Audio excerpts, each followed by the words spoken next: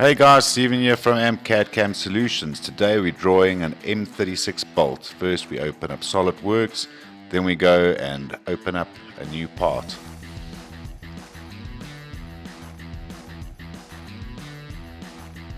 Now that our part's open, we are going to select a plane to draw on. All sketch entities are drawn on planes within SOLIDWORKS, and then we go and draw out our sketch lines to more or less the form and shape that we want. Today we'll be using the revolve feature. After drawing my sketch entities, you'll see that I use a center line and put it down as a construction.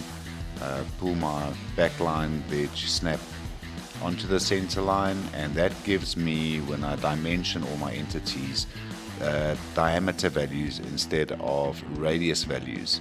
That just makes it easier in the bigger scheme of things to make adjustments, and you'll see that there's immediately a D that connects to it when I put my size values in.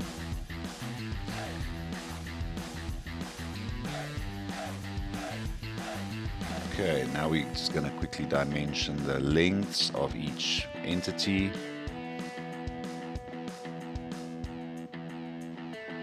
Let's make that 60.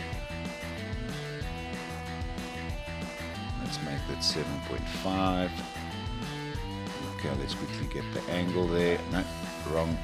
Let's get the angle. I would like to have an angle of 30 degrees there. Awesome stuff.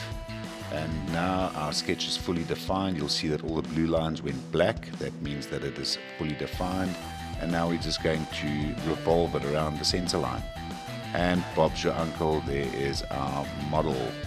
Next up, we're going to be doing chamfers.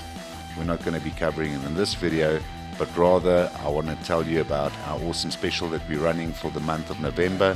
20% off all annual licenses. That is for SOLIDWORKS as well as for 3D Experience SOLIDWORKS. So whether you want a standard, professional or premium, all licenses off 20%.